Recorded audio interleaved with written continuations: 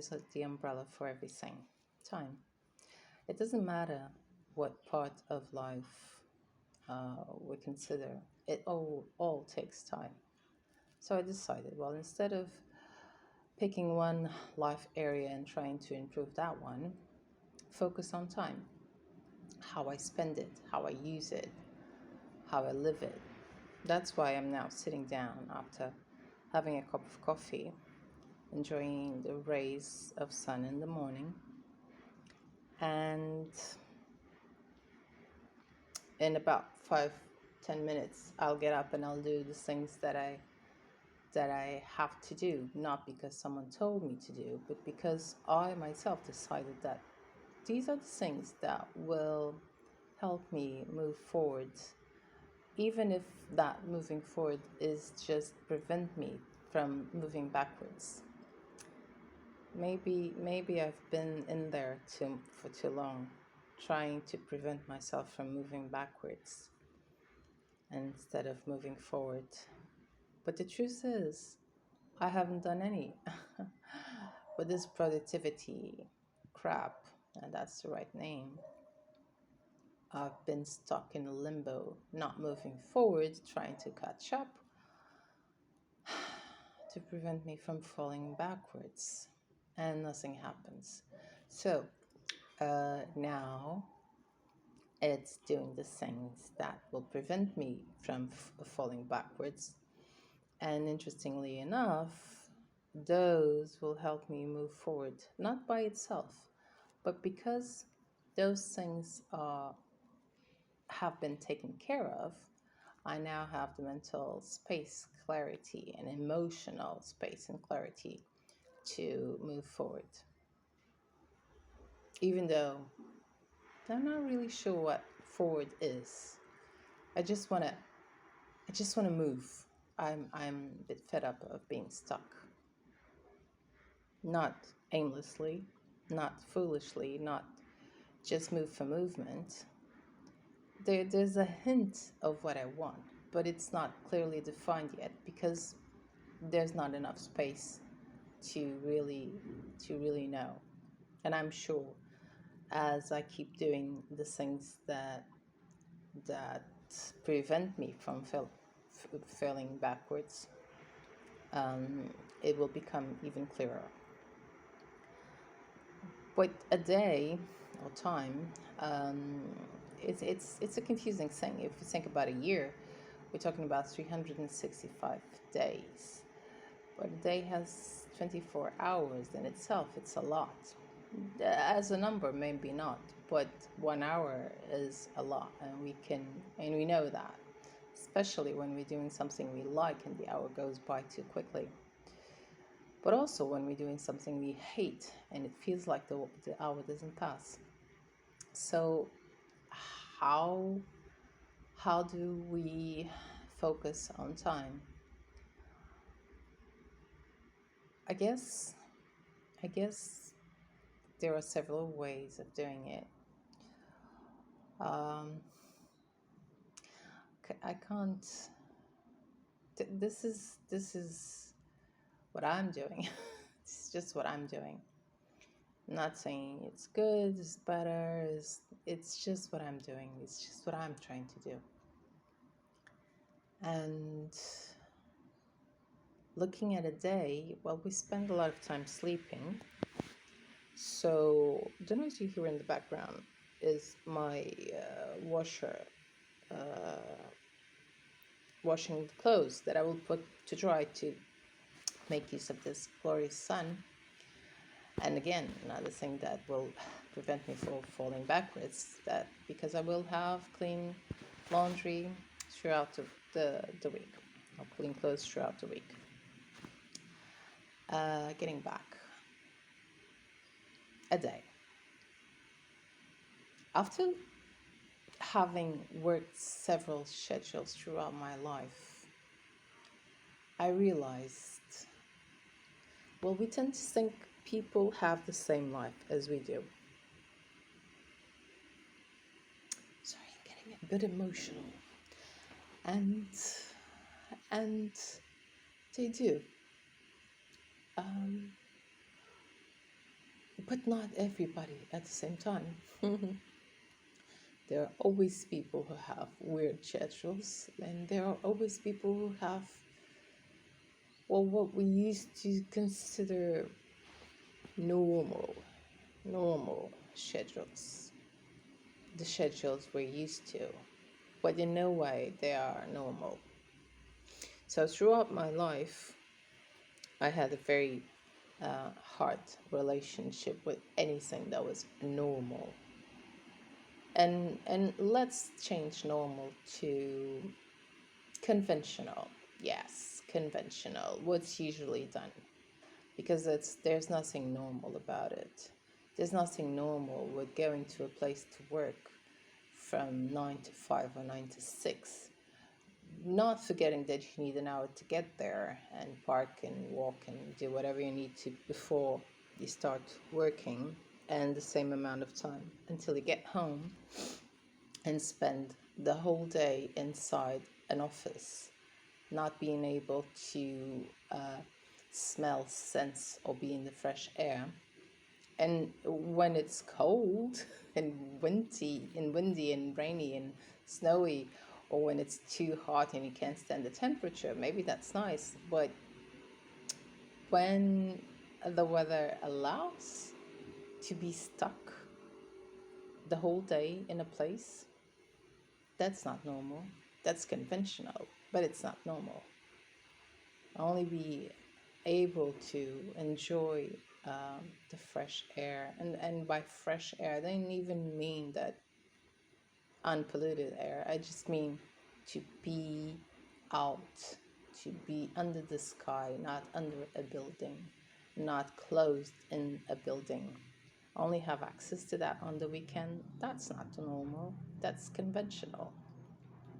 But also, going to work at midnight, the graveyard shift isn't normal nor conventional. That's neither. Leaving work when the sun rises and going to bed at the same time people get to work, and waking up at the same time people get home from work isn't conventional. Not being able to be outside again because you had to sleep throughout the day isn't conventional, no good to you. And working from the middle of the night to early in the morning to around 11, 12 also isn't conventional, because waking up at 2 or 3 in the morning isn't conventional. So there's schedules for everybody, and the fact that the schedules are different impact us in many ways. One of which prevents us from having social life, prevents us from being with others that have a more conventional schedule. But we are living our lives the way we can, and we shouldn't allow conventionality or unconventionality to, I mean, it's bad enough to have to do a schedule we either don't like or doesn't suit us. So to beat us up because we're having that schedule, it's even worse. So I don't know. I know how my life is. I don't know how my life's going to be. The same way I never knew how my life was going to be throughout the years. And I've stumbled upon so many schedules. I have no idea how it's going to be in the future. I decided to divide the day not in hours, because I don't know what time I'll be waking up. I don't know what time I'll be going to bed, but in parts of the day. Everybody wakes up, hopefully. If they don't, they have passed away or are sick. But normally everybody wakes up. So that's how I decided to um, divide the day in parts of the day, in moments that have happened every day to everyone. including, and I'm not talking about others. I'm talking. This is me relating what I'm thinking, but it happens to everyone. Everybody wakes up. Everybody eats. Hopefully, everybody eats more than once a day. Hopefully, and everybody goes to bed. So these four parts of the day, these four moments, are the ones I will try to pay attention to regarding time. So, what do I do when I wake up? Immediately after waking up. And waking up and getting up are two different things. What do I do immediately after waking up? And what do I do immediately after getting up? And what do I do before and after the first meal of the day? Then what do I do before and after the last meal of the day? And what do I do before going to bed? Right after before going to bed, and as soon as I go to bed. Because I think it's different as well. The same way we wake up and sometimes lay in bed, sometimes we can go to bed. Well, by go to bed, meaning going to the bedroom and sometimes including the bed, but not immediately go to sleep. And after being in bed for a while, then we go to sleep. It's different. Then we slide into sleep, and right before we slide into sleep, what do we want to do? What do we want to think? What do we want to say? What do we want to uh, read or dream or imagine? Those are the moments that I believe are important. Not obviously immediately after sleep and waking up only, all the others, because they set a rhythm, that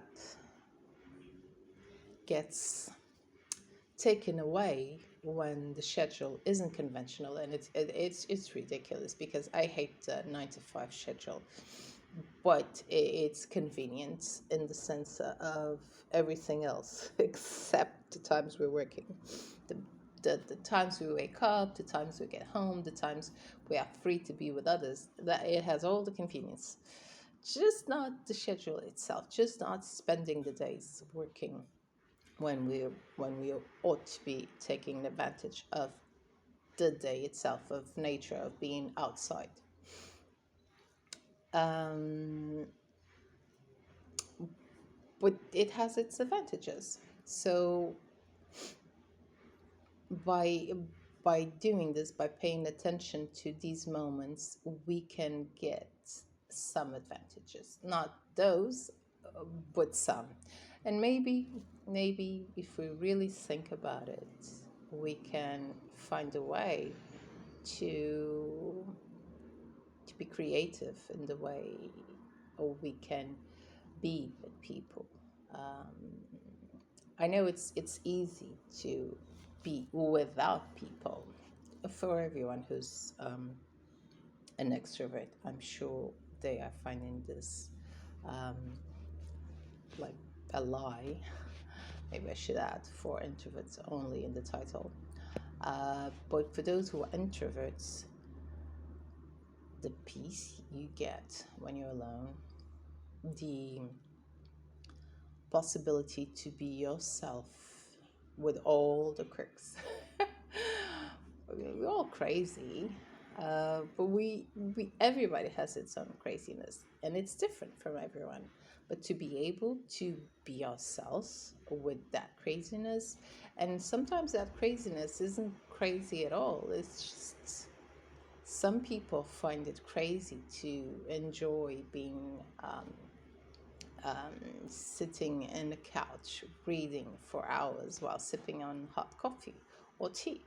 And some people find that normal. Some people find it crazy to sing and dance along music, just paying attention to the music, or while you're doing something around the house, or something that some people don't. So just like the schedules aren't normal, they're just conventional.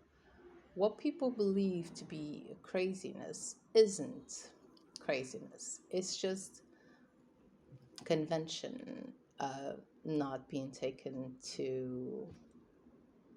into consideration. And sometimes the same people who criticize us have the same like the same things as we do. They just don't admit it to anyone else because they don't want to be considered crazy. They want to think they are normal, and they want everyone else to think they are normal, and they are. But normal has nothing to do with conventionality, and that's what we're really exchanging for. Being normal is being ourselves and be able to express ourselves. Being conventional is following society's rules. And guess what? Society rules change from country to country, culture to culture. Even in the same country, different parts have different rules. And you'll notice that if you go from one part of your country to another, or if you go from your country to another, you will notice things are different. You can't pinpoint it, you can't really say, but you just ill adjusted. That's something different. And we get that. We realize, okay, the rules here are different. I may not know what they are, but I realize they are different. And then after some time observing, we get to know, oh, so this is how we're supposed to be and do. If we acted that way where we normally live, we would be considered crazy. And yet in that part of the country, or in that country, it's the opposite. It's absolutely normal. Again, normal. Um, and if we were in that different part of the country, or different country as we are at home, we would be considered crazy. So it's not a matter of normality nor craziness. It's a matter of conventionality. And being unconventional forces us to think out of the box because we don't have a choice. We really don't have a choice. We either continue living alone and isolated, or we have to devise ways to be able to socialize. And again, if you're an extrovert, you might think that would be the priority. For introverts, that would be, this is like, why do we need to socialize? No need to socialize. We're alone, we're good. Yes, we are. Yes, we are. And we need to protect our alone time as much as we can. That being said, we should have an opening to be with people, because as introvert as I may be, what I've been realizing is that there's a lot of selfishness in being an introvert. We think a lot about ourselves and what we feel and what we want and what we need, and we make sure we get that. We make sure we get that. Don't think introverts are. Don't think introverts are don't get their goals. They get their goals. We get their goals. Our goals. But it's very much all about us. That's why I've realized recently. And we need to create room in our lives to also make it about others. We're not the only ones having problems. We're not the only ones having need to help. We're not the only ones needing to socialize. We're not the only ones having good things to share. We're not the only ones, period. There are other people in the world, and those other people also need people. And those other people also have problems and want to share their lives. And those other people also have good things to share. And when we isolate ourselves, uh, we don't allow those other people to do that, which is very selfish. That being said, we also know other people can be sometimes not very good for us. Um, that's why we need to create space within our isolation, meaning enough but not too much. So we can interact with people. We just don't have to do it every day. We don't. Some people can do it every week. Some people can do it every 2 weeks. It depends on how long it takes us to recover from being with others.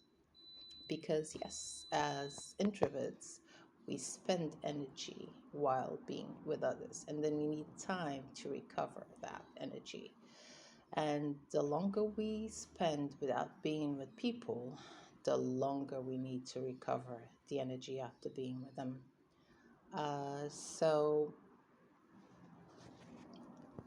the time of the day is going to be uh, the ones that I've mentioned. But the being with people, maybe I'll do it once, or maybe um, once a week, or maybe once every 2 weeks. I can't handle more. I can't handle more at the moment. That being said, doesn't mean I can't think about a way of doing it more. Meaning, try to do it twice a week, and then yeah, twice a week, twice a week, every week. I don't know how to say it, but to increase it twice a week. Not easy, and honestly, it's not something I want very much. But I realize it's something I need. And why am I talking about people when I should be talking about time? Because time is a funny thing. The way we use it is what makes our lives. And guess what? People is important, are important. It doesn't have to be a lot of people. It just have to be the right people. And that's the worst thing. Because I don't know about you, but I have a lot of wrong people in my life, which is obviously one of the reasons I don't want to be around them. I don't want to be around them. Mm-mm. And even in this way of organizing time, I don't want to be around them. I don't. I don't. They are not the people I want to be around with. I need to know new people, but I also know I need to change myself. I need to improve myself. Maybe that change will make me, I don't know, more able to deal with those that at the moment I believe are back to me. Maybe not, but I do want people that are good. Haven't had a lot of those, and it all relates to handling time. Obviously, we need to make time to be with people, but that's not exactly what I mean.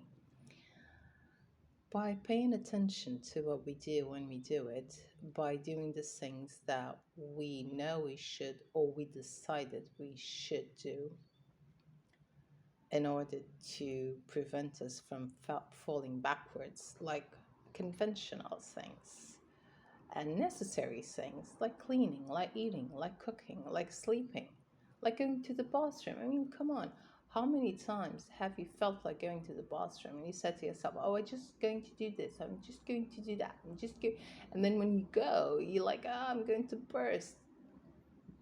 That's not treating yourself well. If you were someplace and you couldn't leave until someone told you that you could leave, and you asked them, "Can I go to the bathroom?" and they would say no. "Can I go to the bathroom?" and they would repeat that for like too long, and you were almost doing it wherever you were, you would say you were being ill-treated. You would say you were being abused. And yet we we do that to ourselves. Our body says, I want to go to the bathroom. And you say, oh, hold on just a bit. I'm just going to do this. I want to go to the bathroom. Oh, just a little bit more. That's so unfair to ourselves. We do it to ourselves. And also, we're hungry. Oh, just a bit more. And we're thirsty. Oh, just a bit more. We don't pay attention to it's as if we're to it's as if we are our minds and we are a body. The body has to be patient because we're only going to give it what we feel like giving it when if we feel like giving it. And we are the mind. So we are in charge. We are chana. We are ha ha ha ha ha ha. We are stupid. Because if we don't have our body in good conditions, the mind goes away. Well, we either die or we get sick. And neither of those are good for the mind because it won't work properly. So even though we may think we are in charge, uh, being the mind, we should be clever by paying attention to the body needs because we're nothing without it and we tend to forget it. I don't know why. I don't know why, but it's true. When I started paying attention uh, to the body needs, especially going to the bathroom, I was amazed. For the first 3 to 4 days, I went to the bathroom more in each day that I would in a week or two. I don't know. It didn't make sense. It felt like my body was holding on water, but it wasn't. And what I realized was, in a way, it was testing me. He was saying, oh, I need to go to the bathroom. I would go to the bathroom. And like half an hour later, he would say again, I want to go to the bathroom. I would bitch complain. I would like, come on. But I would go to the bathroom. And I did it for long enough for it to realize, okay, so when I want to go to the bathroom, she's going to the bathroom. So I don't need to go as frequently because now she's paying attention to me. And I don't need to release toxins as frequently as I was asking to because I know whenever I need to, she will do it. So I will release toxins regularly on a normal rhythm, meaning when the bladder is relatively full. And and to realize that intelligence in the body made me realize that, oh my God, I've been neglecting myself by neglecting my body needs, my physical needs, my need to go to the bathroom, pee or poo, my need to eat, and by my need to eat, I mean sometimes I'm doing something, and it's lunchtime or dinner time, and I'm just just a little bit more, just a little bit more, and why? Why can't I just go and have my meal and then come back?